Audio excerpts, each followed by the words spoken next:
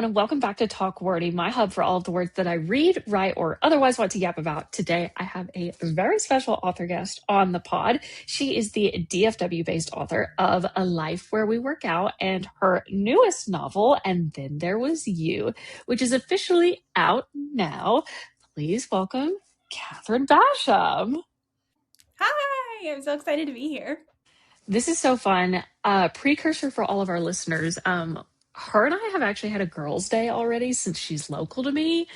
And I pretty much haunted her for an entire day. And it was a blast. And low key, I need it. It was a great method of self-care. So cheers to you. That was so fun. You say haunted, and I'm excited to have you on the pod. I'm excited to be here. You say haunted like I didn't beg you to hang out with me. I know. You were like, well, I was going to go to this thing, but I think I'm going to pass. And I was like, okay, but hear me out. I'll drive an extra hour and go with you. Yes, no, maybe so. And it worked out and it was great. I am starting that book soon, by the way, because we're about to talk about what we're reading, watching, and listening to. And One More Round by Amber Palmer is very close on my physical TBR. I'm actually getting through my physical TBR pretty well right now. Cheers to that. But yeah, let's just get right into it. So reading, watching, listening to, reading wise, I am in the middle of Beth is Dead by Katie Burnett. She is also a local author. She is a New York Times bestselling author. Beth is Dead is her debut, and it's so interesting. It is basically if Little Women was a fictionalized, almost kind of memoir written by the dad about his 4 daughters. But at the end of that book, he writes that his daughter Beth dies. And the dad is getting canceled for it online. He's disappeared because of all the bad publicity. And the book opens, the actual book, Beth is Dead book, not his fictionalized Little Women. That book opens with Beth being dead. And so all of the sisters and the family and the press, they're trying to figure out basically, essentially, is it a murder? And if so, who killed her? And it's upper YA, and you get so many different points of view. You point fingers at literally everyone. I think it's just really, really cool. A sparkling debut. I'm not done with it, but I have at least 4-star tingles. I like to say that my star ratings come in tingles before I finish the book. So at least 4 stars right now. But what about you? What are you reading lately? That's a complicated question because the answer is really, I'm reading my second novel. I was just about to say, you're at that point in the process where it's okay, I don't even know what time around this is, but we're just going to read it over again. Because what? You had to read over final proofs, I take it? Mm-hmm. Yeah, and ARCs are going out next week. Ooh, that's so awesome. And I was like, I need to make sure one last time that there's nothing egregious happening in there. No, for real. Also, for all of our listeners, we're recording this in mid-May, but by the time you're listening to this, the book is out. So it's not like you're just did I stumble on an arc? No, you're totally fine. It's just, I always love when I record episodes kind of far in advance, because it's I know something you don't. Okay, watching wise, I saw the Michael movie twice. I want to go see it again. The movie changed everything. Listen, I love Michael Jackson. So, spoiler for the listening section, all I've been listening to is Michael Jackson. Can I get a...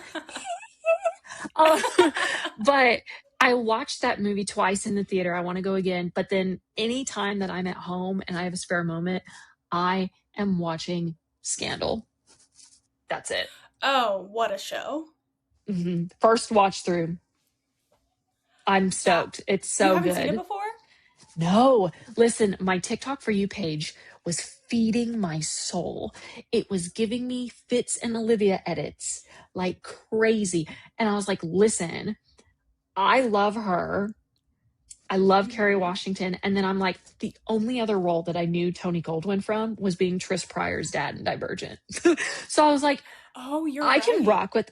I was like, I can rock with this. And so now I'm scared to watch Divergent because I can't see him as Tris's dad. That is the president of the United States, Fitzgerald Grant the Third.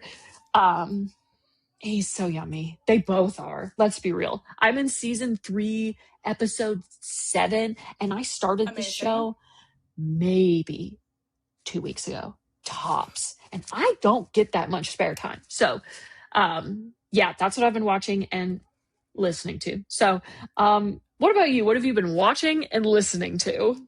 First, I have to tell you, because this blew my mind when I learned it. Do you know what else he's in? Tarzan. Shut up. He's the voice of Tarzan. What? And maybe I'm wrong. No. I don't think I'm wrong. It's a Disney movie that he is like the main voice actor in, because it absolutely blew me away when I saw it. I'm looking this up right now. No, First of all, promise. He's 65 years old now. And that makes me want to hurl because I fictionally lust over a senior citizen. Put me in jail. It is Tarzan. I told you. He is the voice of Tarzan. Shut Is that not crazy? up. He's in one battle after another.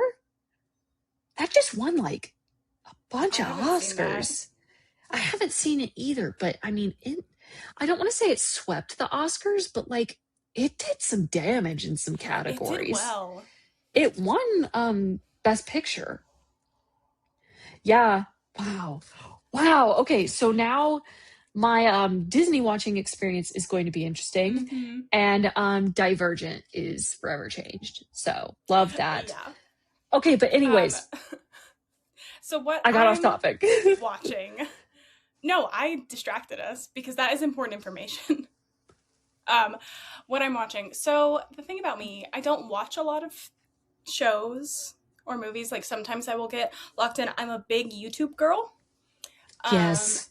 And it's because it's like tornado season and storm season. I'm watching a lot of storm chasing videos right now. You were telling me this when we hung out. You were like, I have this one weather guy, this one meteorologist, storm chaser that I just like religiously watch. And like the couple nights before we hung out and then the couple nights after, it was like actual like tornadoes were predicted, and just like clockwork at like 8:15 p.m.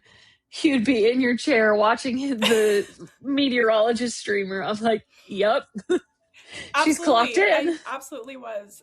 Somebody has to do it. I got so many TikToks of like girls with the radar on their laptops, and it's like we all have that one friend. And I was like, that's me.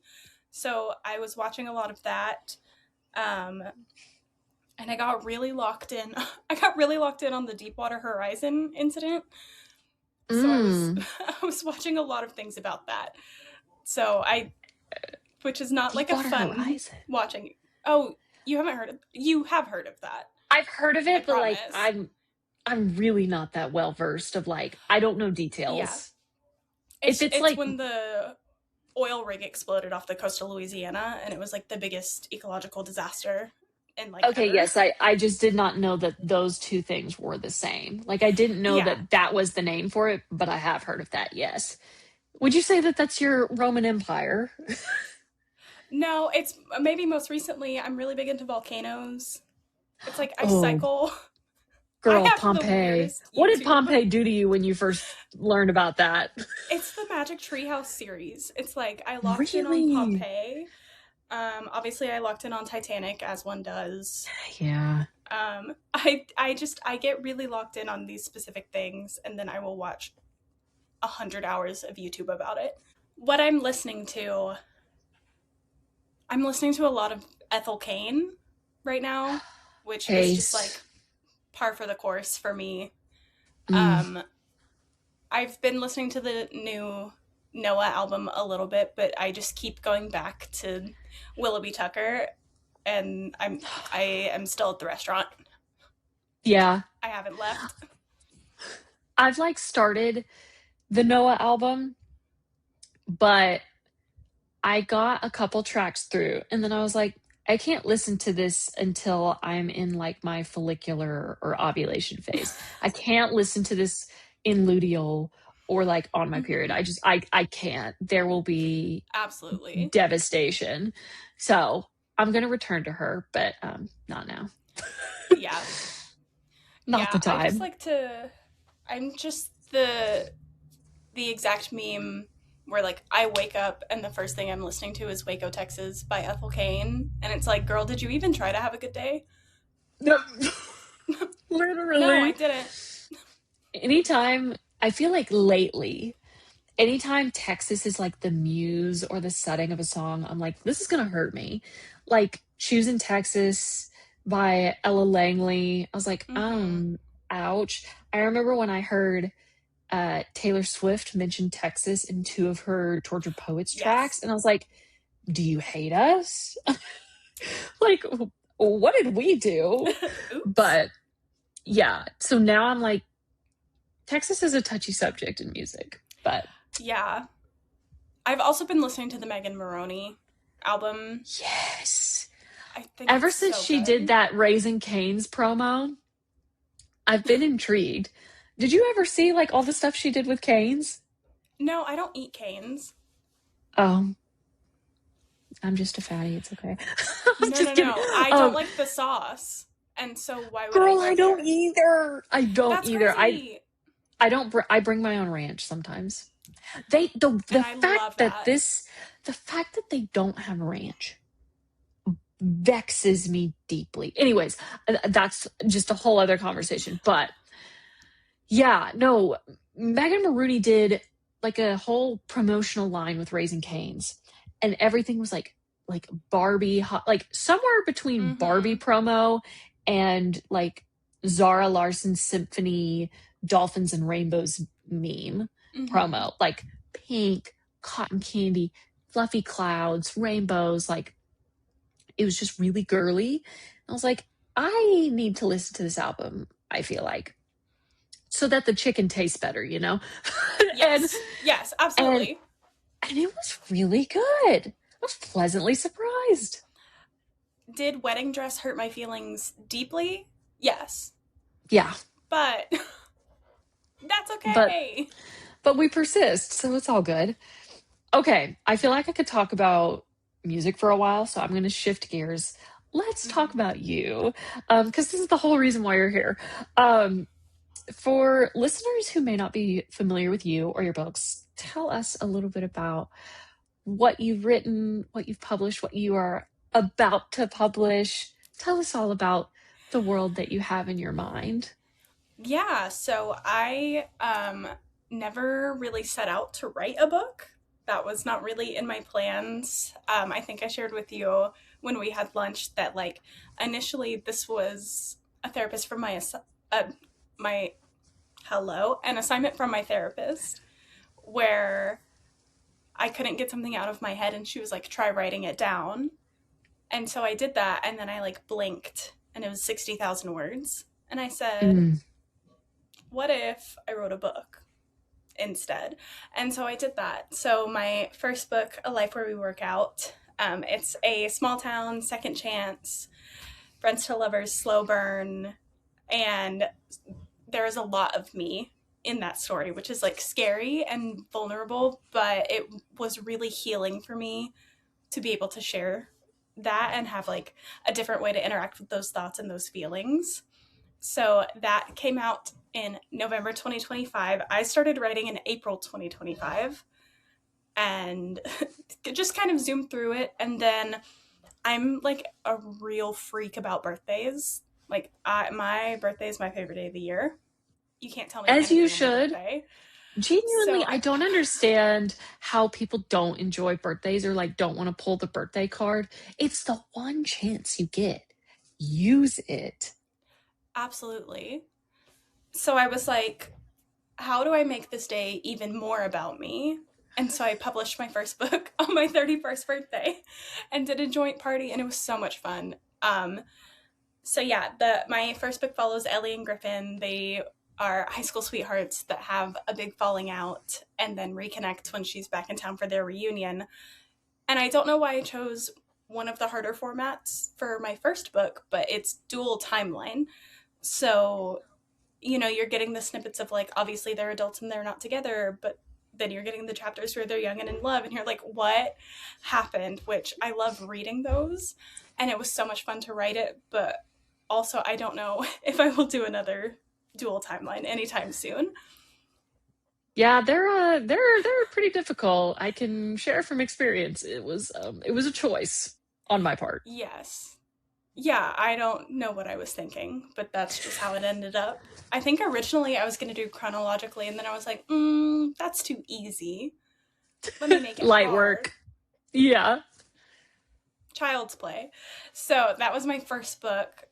So it was really fun to venture into my second book that is just entirely fiction. There's not really anything from my life in book two. And that was a really fun experience, but also I care so deeply about these characters. I was terrified to start this book because I wanted to do their story justice. Hmm. And I think I hated my book for about 80% of it. I think I was I think until I was like 80% done, I was like, this is terrible. No one should ever read this, and I'm completely ruining it. And now I think it's exponentially better than my first book. Mm. I love it so much. I'm so happy about it. Do you want to see the cover? Yes. I was gonna say, okay, Because wait, before you show it, I have to ask, this is in my notes. So if you guys did not know, some of you do because I know you're loyal and you're listening to this and you probably know her as well.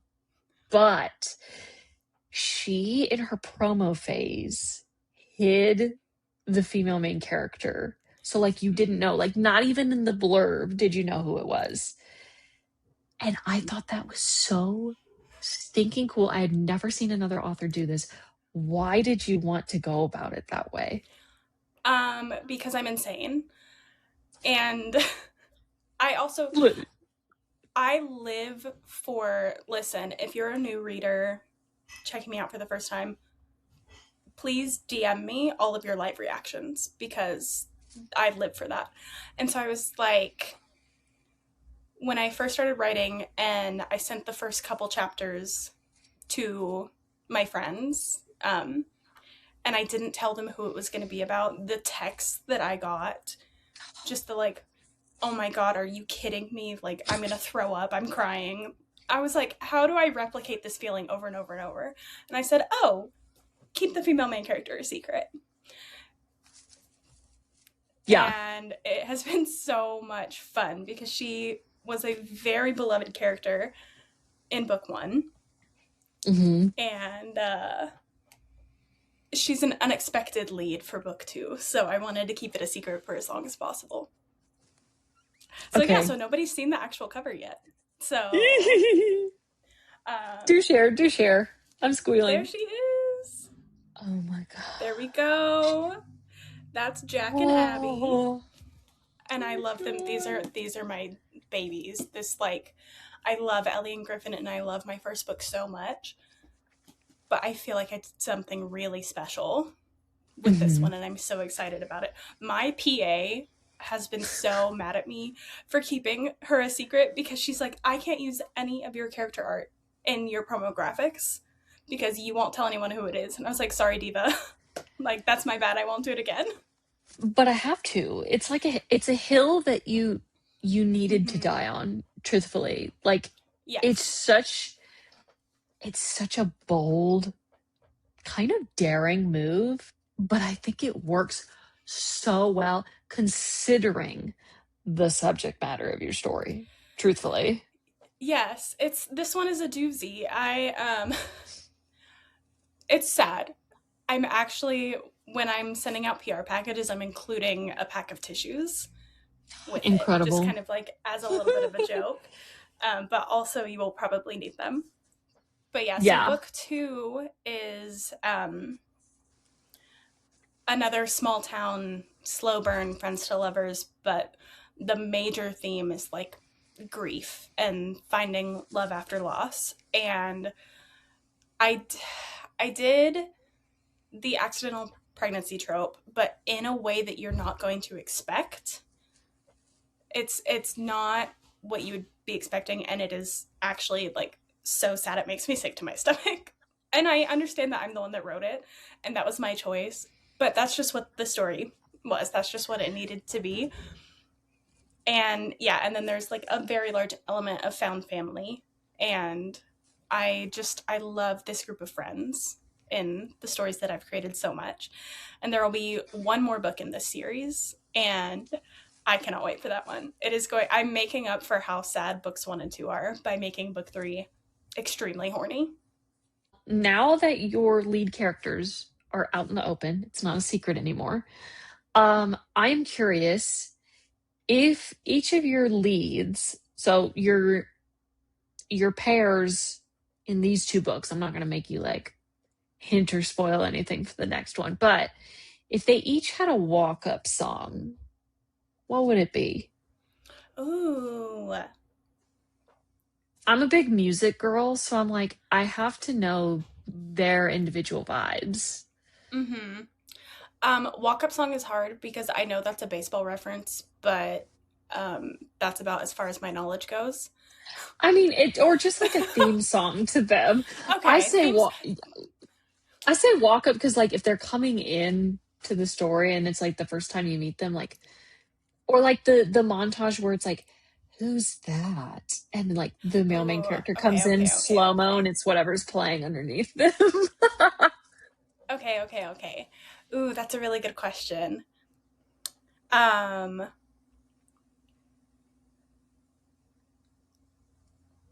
I think it's so hard because, especially with Griffin and Ellie, I think of them so much as a pair. Um, Hmm. and so my first book is called A Life Where We Work Out. So if that book had a theme song, it would be A Life Where We Work Out by Flatline Cavalry, which is the second chance romance song to end all second chance romance songs. Mm. Um, maybe for Ellie, it would be She's Like Texas by the Josh Abbott band. Ooh, yeah. Um, Griffin is a wild one. So I think maybe when he was younger, it would have been something like Save a Horse. Great song. Listen, I need Big and Rich to produce more country bangers or just Yes. bops, truthfully. Like, I need another Fake ID. I need another Save a Horse. Like, Mm-hmm. please. I need it desperately. I'm that Yeah. a well vodka that costs 75 cents and like a billiards hall and it's over. It's game over. Yeah, and it's also really hard because I'm a sad girl. If you couldn't tell by my special interest being Ethel Kane and Deepwater Horizon, I'm a sad girl, and so also when I think of theme songs for the two of them, Griffin would be Never Coming Back by Flatline Cavalry, and Ellie would be Tis the Damn Season by Taylor Swift. Yeah, that one's a punch to the gut. The first time I heard Evermore, I was like, this is a personal attack on me Hmm. specifically. Yeah. For Jack, I think there's a song by Mayday Parade called A Piece of Your Heart. Hmm. And I think about him when I listen to that song. Abby is very much the Archer coded and like eldest daughter coded. So I don't know how to not pick sad songs when people ask me stuff like this. Could you just, okay, going back to the baseball reference, can you just imagine being like, batting next, it's number blah, blah, blah, your character name, and it's just the saddest song ever. And that The would be out, me. everybody in the outfield, like, what's going on? Like, is she okay? No. No, The answer is no. that would be kind of funny though, if there was like a really, really sad walk up song. Yeah. So where the song that like overarched writing book one for me was A Library Workout, I think for book two, Grow As We Go by Ben Platt was Mm.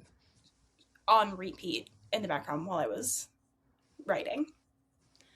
And then for Abby, also Everything Changes by Sarah Bareilles from the musical Waitress. That that I song think we makes me were sob. talking about being Mm-hmm. theater girls. I think I remember this. Okay. Mm-hmm. Yeah, so those are like the songs that I would kind of associate with those characters in those books. It's hard for me to just pick one because music is like the next big thing for me after reading and writing. Yeah. You picked some good ones. That's Thanks. going to be downloaded immediately. No, genuinely, anytime someone's like, I've been listening to this song, it's not half bad. Download. I don't care. I'm like, I have to understand the experience for myself. Okay. So for you personally, what would you say are the hardest parts of the writing or just the author process? And then what's your favorite part? Ooh. So I know that my favorite part is reader reactions. Like, I love when they live in my DMs and are Mm, giving me every every ounce of reaction that they have. I live for it. It is so meaningful to me when someone has like a strong reaction to something that I want them to have a strong reaction to. Like mhm. I wrote my books to be emotional. There's a lot of heart behind them and a lot of emotion behind them. And so it's my favorite when someone reads it and feels the emotional impact. I think the hardest thing for me when it comes to like the author process was very much the just the imposter syndrome of it all is Yeah. really difficult. I'm just so convinced that like I'm a fraud and I don't belong in this community, and then when people like my books I'm like, but are you lying to me? Are you just trying to be nice and not hurt my feelings? Like that is so hard. I just first of all want to say you belong. You Thank you. absolutely deserve to be here. But also, man, is that the realest feeling ever. I feel like Yes. years and years into it, even with a community that I've built up, whether they're like physically in my circles or like just online digitally, sometimes I think to myself, what are you even doing here? Like, what do you mean you follow me? What do you mean you've put something on my Goodreads? Good or bad, I don't care. Like, what do you mean you took the time to read this? Pardon? It's It so just crazy. truly, it doesn't make sense sometimes. Like, it's so cool. Not imposter syndrome, but just the fact that people care or people invest. But no, the imposter syndrome is so real, and I hate it. I would like to burn Yeah. her at the stake. I don't enjoy her presence. It's so miserable. And I'm already my own worst critic. I I'm very similar to Abby, I think in that way in book 2. Mhm. So it's the I just have a very harsh internal critic and it makes it really difficult to actually sit down and commit to something like writing. It was very very scary putting my first book out, and then when that was a success when it was well received by the people that read it, I enjoyed it for like half a second and then immediately was like, what if I can't do it again? What if I put out another book and they hate it and they're disappointed and then no one ever talks to me again? My brain always goes to the worst case scenario. So that's the hardest part of the writing process. I will say, like, again, I don't think it would ever go to worst case scenario, but like the actual articulation of would they ever talk to me again? Hello? Over a book? It's crazy. Like it genuinely blows my mind that like our brains go there. Mm-hmm. Because Absolutely. there's some moments you've seen Disney's Tangled, right? Oh, yeah. Literally, I'll have days where I'm like riding the high of like, I wrote this book, and then I'm face down in the grass, like, I'm a terrible writer. And then like it just alternates fast. Yes. Like a blink of an eye. It's like I'll book a signing and feel so successful and then check my KDP dashboard and have 0 page reads for the day and be like, why am I here? No, genuinely. KDP dashboard, anything. I don't care if it's royalties. I don't My care if it's enemy. like the Kindle page reads. Biggest op, like sworn enemies, I do not engage with her anymore. I either make my husband go through so we can make sure our taxes are good. That's it. Yeah. I don't want to know. I should quit. I should stop refreshing it 8 times a day. 8 is like conservative too. I'm such a freak. I'm so neurotic about it. I would tell you and encourage you to quit it, but also it would be coming from the same woman that does that with her email. So I can't say anything. Yeah. It's tough. I really need to delete Goodreads off my phone so that I don't go look at reviews. With my first book, I didn't really, because I wasn't planning on writing a book, I didn't do any of the marketing things. So like I don't have a ton of reviews on Goodreads and most of them are very positive. But I know that because I'm doing an art campaign this time, there are going to be a lot more reviews, and not every book is for every person, and I know that, and that's fine. But also, if you read my book and hate it, it means that you hate me as a person and I'm a complete failure. You know what I mean? Yeah, I do know That's what you mean. how my brain is going to take it. So I need to get off of Goodreads. Yeah, I feel like you can live with the KDP dashboard, but get rid of Goodreads. I like genuinely, I don't think anything good comes from it in regard to being an author. Now, as a reader, it's like having a field day. Sometimes I will go on there, not for my books, but like if I'm in the middle of a book and I'm like, I just need one spoiler to finish this thing, like, and I will be good. It'll like tide me over. And like the top review is this 1-star review that this person thinks that they're a stand-up comedian, and they are. And it's so funny. Or like it's a 5-star and it's like, now listen. Or there's like 5-star reviews and they self-deprecate. They're like, this book was everything to me, but that's probably going to insult my own intelligence of like, I thought this was classic literature. So yeah. No, I like live and die for Goodreads in different ways. But okay, my final question is obviously you've talked about like the books being like super emotionally heavy and resonant in that way. If your readers of this second book in particular can take one thing away from this new release, what would you want it to be? Ooh.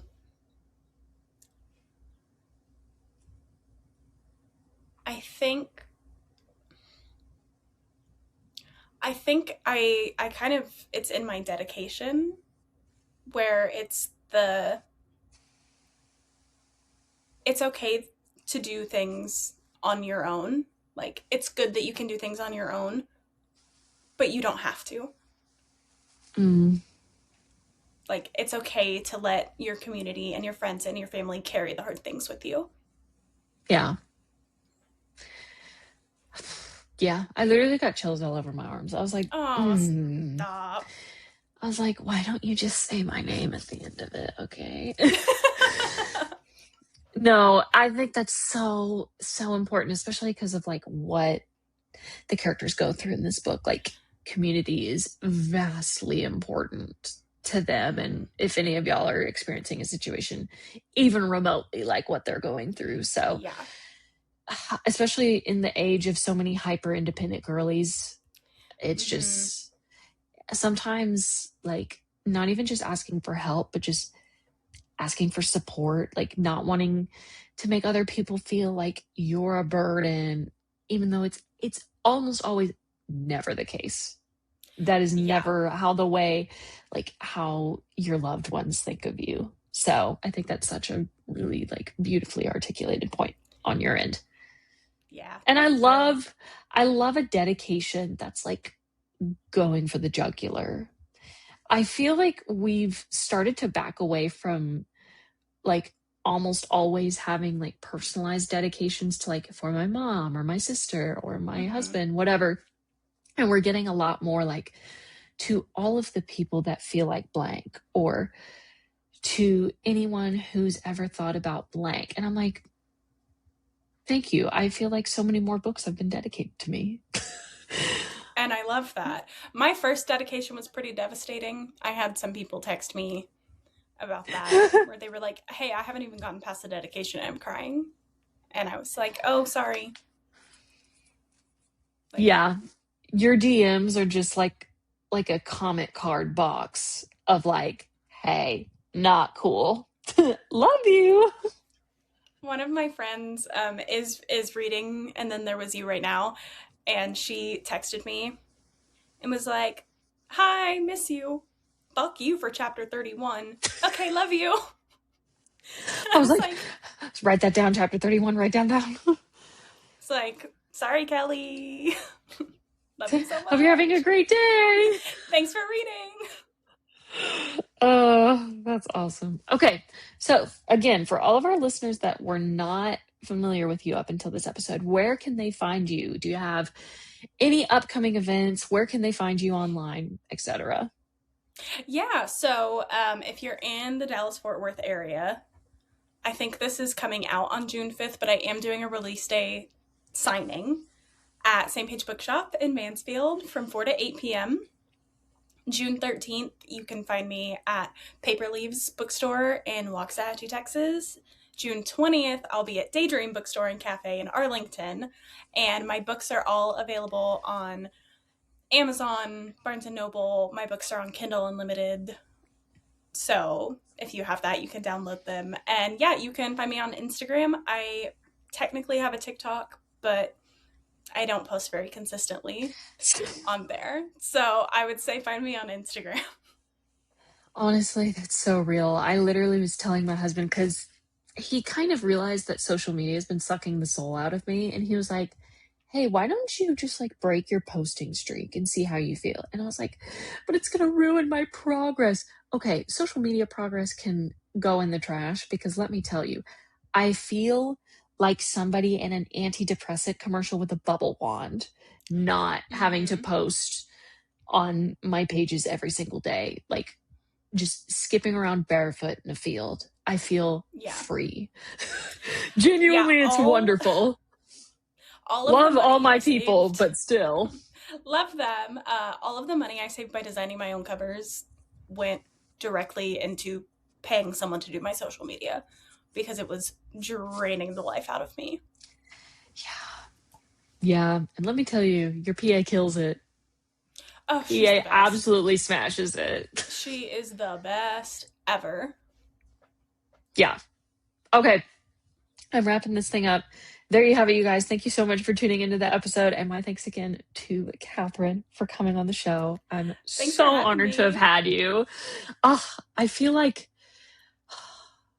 this is what my soul needed today, truly. I was telling her before we started the episode that I was wrangling fourth graders today. I was substitute teaching, and I was genuinely like deflated and wiped out. And then I feel like this episode brought me back to life. So very much appreciated. Oh, good. Yay. Love and adore you. I love you so much. Oh my goodness. This is so sweet. Wait, okay, hold on. I was like, I just watched XO Kitty and they did this all the time. So I was like, I have to get this right. You guys, don't forget to follow the podcast on Instagram and TikTok, even though I just roasted the fact that I don't like going on social media.